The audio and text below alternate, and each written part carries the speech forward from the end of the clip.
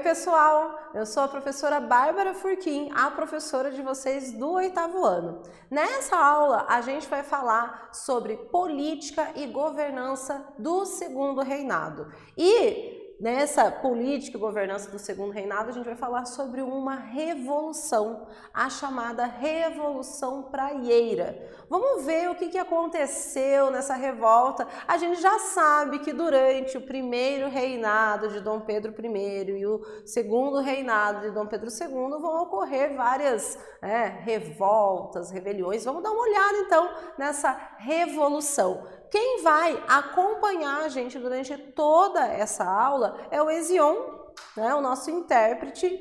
Vamos começar? Bom, a gente sempre começa com o nosso objetivo. Qual é o nosso objetivo dessa aula? O objetivo é entender as razões que levaram à Revolução Praieira e seus desmembramentos na política brasileira. O que vai influenciar essa Revolução Praieira? Como que ela vai modificar a estrutura da política daquele período?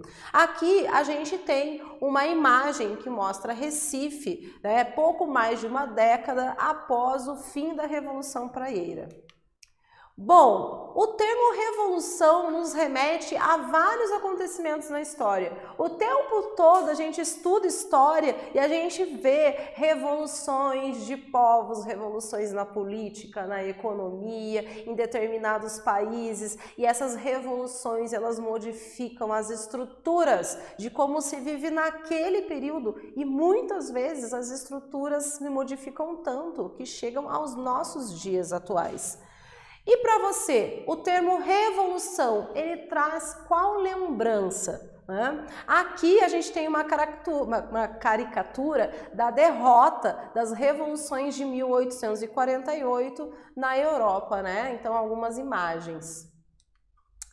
O segundo reinado do Brasil foi um período de insatisfação política, gente. E em Pernambuco, a grande desigualdade causava insatisfação social. Isso porque existia uma grande disparidade entre como viviam os grandes latifundiários, os donos de engenho, e como vivia a maioria da população. Existia uma insatisfação também de como se vivia assim. Também por parte de muitos desses donos de terras, esses engenheiros, donos de engenho, eles também tinham algumas reclamações quanto ao modo como se tratavam os portugueses e os brasileiros, naquele período. Bom, o termo revolução, que vai ocorrer durante o Segundo Reinado, ele está associado à insatisfação popular e tomada de consciência. Isso porque essa Revolução Praieira, ela vai envolver a insatisfação, que era gerada por aquela desigualdade social que se vivia ali, mas também ela vai ser uma tomada de consciência. As pessoas vão começar a observar que algo necessita ser modificado. Aqui a gente tem um detalhe da primeira página do jornal A Voz do Brasil, de Pernambuco, em 15 de julho, que vai então um pouco falar sobre esse início, como é que se desmembrava essa Revolução Praieira. Vamos dar uma olhada numa notícia, gente? O conceito de revolução, ele nos dá a ideia de mudança. Só que a gente vai ver ao longo da história que essas mudanças, então, podem ser econômicas, políticas, sociais, Mas o conceito da palavra revolução, ela vai mais longe ainda. Aqui nessa notícia, a gente vai ver que eles estão falando do termo revolução no emprego, onde a tecnologia ela vai atrair jovens para novas oportunidades no campo. A gente sabe que houve uma grande revolução, uma transformação no nosso mundo, ao modo como as pessoas utilizam a tecnologia, o uso do celular, das redes sociais, e a gente vai ver que isso vai modificar totalmente as estruturas e dando oportunidade de novos empregos, novos tipos de trabalho vão ser criados. Isso também é uma revolução, porque quando a gente usa o termo revolução, a gente está falando de mudanças, algo que não é fixo, o tempo todo vai ser transformado.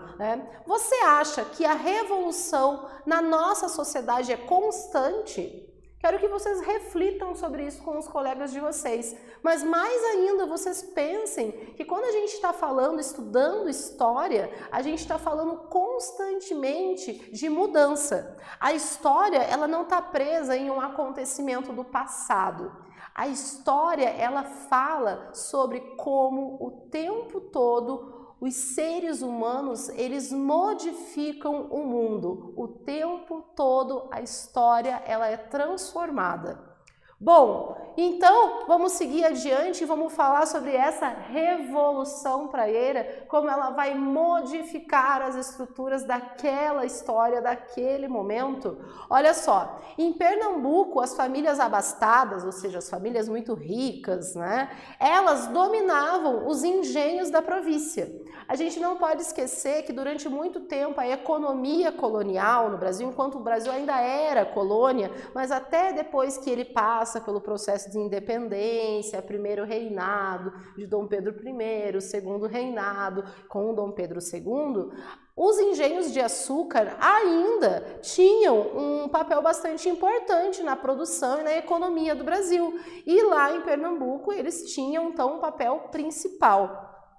Dessas famílias, né, que dominavam a política, né, a província, saíam muitos dos políticos, principalmente dos partidos que eram os partidos que dominavam o segundo reinado. Bom, durante o segundo reinado tinham dois partidos políticos que eles dominavam a política, né, nacional, que era o Partido Liberal e era o Partido Conservador. Eles tinham às vezes algumas ideias diferentes, mas tinham bastante interesses em comum.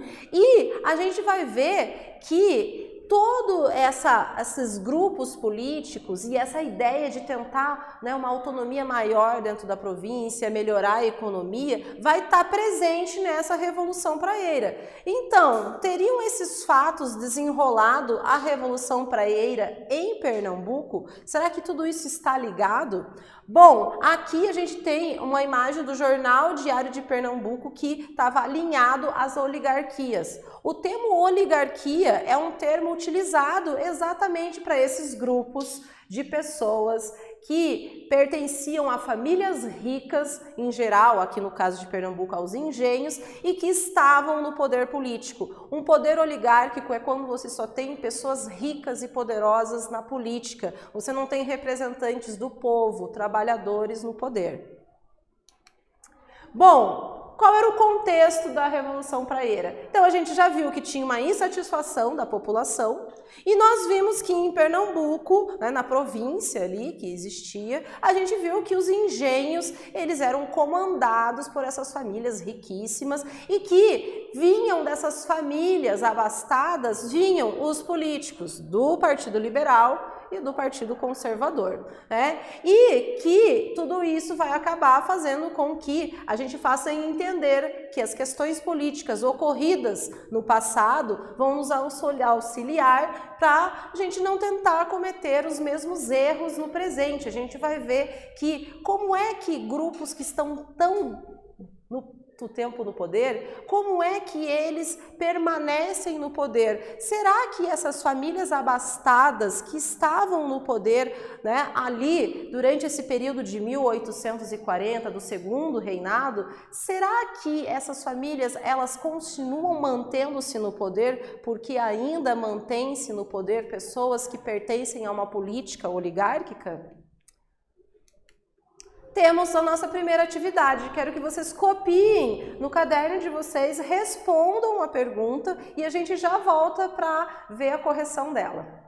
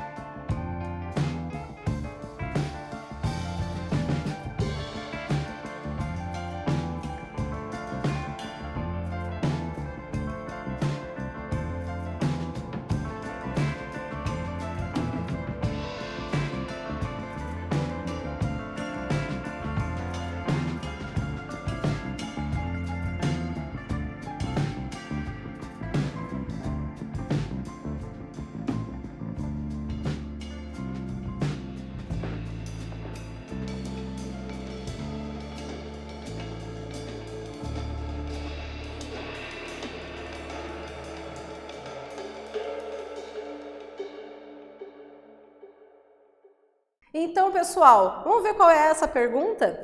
A pergunta era, né, cite o fator de descontentamento popular em Pernambuco em relação à política empregada pelas elites econômicas que estavam no poder.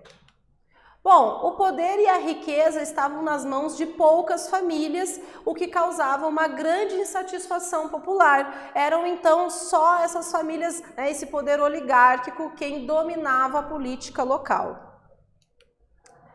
A Revolução Praieira. Além dessa questão de a gente ter a política sendo dominada por essas pessoas que partiam, né, dessas famílias muito ricas, que eram os donos dos engenhos, a gente vai ter uma outra situação também em Pernambuco. A gente vai ver que os portugueses, eles dominavam o comércio a varejo e isso gerava um descontentamento da população e um descontentamento também desses grupos oligárquicos, dessas famílias, desses grupos que pertenciam à política, porque eles não viam uma maneira de conseguir um maior domínio dentro daquele comércio local.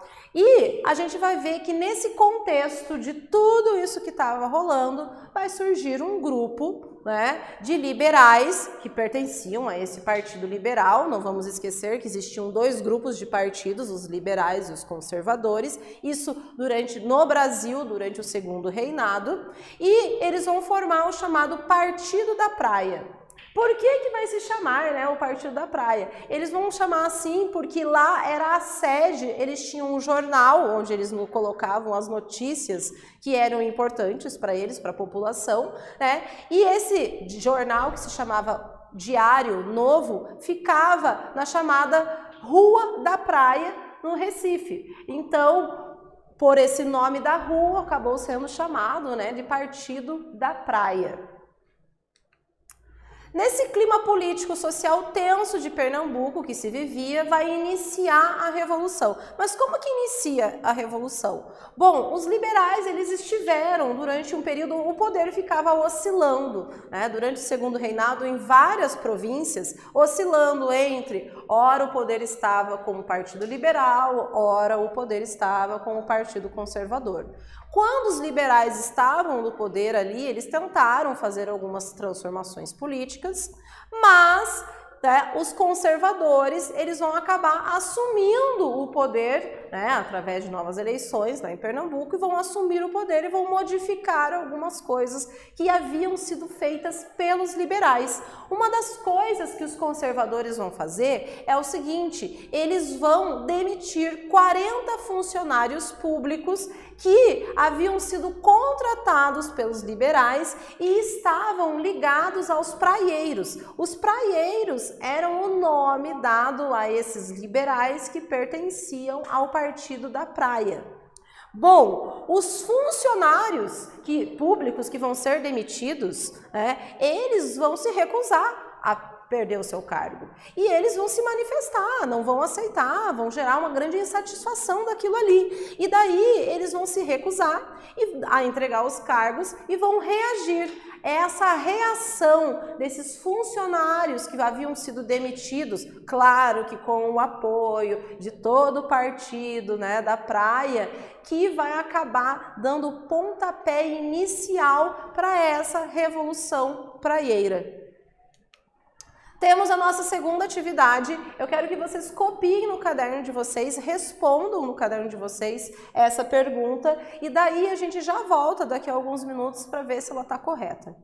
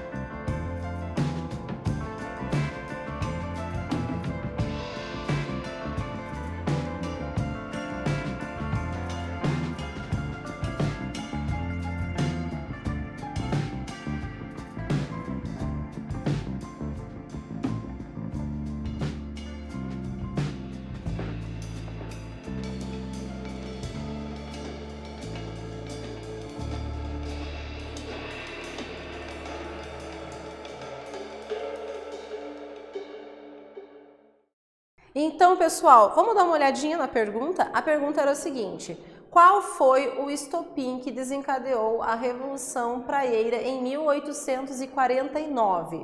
A Revolução Praieira, ela inicia em novembro de 1848 e ela vai se desencadear até março de 1849. Bom, e essa revolução, ela vai então ser desencadeada porque os conservadores subiram ao poder e demitiram 40 funcionários públicos que foram contratados pelos liberais e ligados aos praieiros. Os funcionários demitidos recusaram-se a entregar os cargos e reagiram, dando início à Revolução Praieira. Bom, nós vimos aqui e daí a gente vai ver, mas quem que faz parte dessa revolução? Que grupos sociais faziam parte, então, dessa revolta?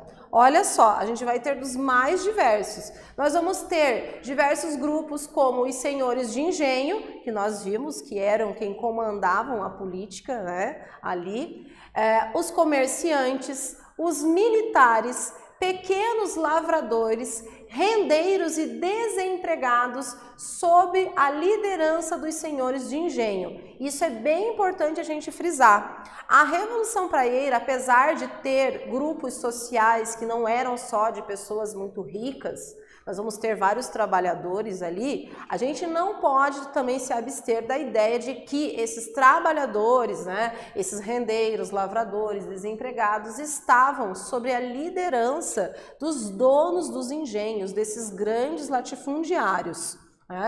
Aqui a gente tem uma litografia que mostra os membros da elite, os trabalhadores e os escravos, né, toda a sociedade em Recife, né, do período. Durante a Revolução, o jornalista Borges da Fonseca, ele vai redigir um manifesto. Nesse manifesto ele vai dizer assim, olha, o que a gente quer nessa Revolução? Por que a gente está fazendo ela? Quais são as nossas ideias? E ele vai ser chamado de Manifesto ao Mundo. Bom, vai ser feito no dia 1º de janeiro de 1849 e quais são algumas das ideias contidas nesse Manifesto Mundo? Primeira coisa, né? O voto livre e universal ao povo brasileiro. Existiam várias situações em que boa parte da população não poderia votar naquele período. Também a gente vai ver que a segunda coisa era a plena liberdade de imprensa. Não se tinha uma liberdade de imprensa, os jornalistas não poderiam escrever todas as coisas que eles desejavam, as suas ideias. Então, essa era uma das coisas. A terceira coisa era o trabalho como garantia de vida. A quarta coisa é que o comércio, chamado comércio a retalho, que nada mais era do que aquele comércio onde ele era vendido diretamente para as pessoas, ele era feito, deveria ser feito apenas para cidadãos brasileiros, não por portugueses, que naquele período dominavam o comércio local. E também a extinção do poder moderador, que era o poder que Dom Pedro II tinha para extinguir e para modificar a estrutura política naquele período. Bom, comandadas por um dos seus líderes, o capitão Pedro Ivo da Silveira, os praieiros eles tentaram conquistar Recife, mas vão acabar sendo derrotados pelo Império. Esses líderes, essas pessoas que estavam envolvidas, vão acabar sendo presos, vão ser mandados para Fernando de Noronha, mas vão conseguir anistia, ou seja, vão acabar, depois de um período, conseguindo a sua liberdade. Bom, aqui a gente tem uma imagem de um dos jornais, o chamado jornal O Lidador, que era um folhetim que dava voz às oligarquias pernambucanas, que nesse período eram essas oligarquias, esses governos ricos que estavam no poder e fizeram parte da Revolução Praieira. A praieira foi, antes de tudo, uma disputa pelo poder político local entre as oligarquias provinciais, mas expressou também a insatisfação da população livre e pobre, que sofria com a desigualdade e a exclusão política e social daquele período. Com a Revolução Praieira, pode-se dizer que se encerrou o ciclo de revoltas ocorridas no Império entre 1831 e 1850. Desde Dom Pedro I, com o primeiro reinado, ocorreram várias revoltas durante o período regencial também, e essa vai ser a última. O Brasil, nesse momento, estava então apto a se modernizar e acabar vivendo novas transformações. Temos a nossa terceira atividade, copiem no caderno de vocês, respondam e a gente já retorna.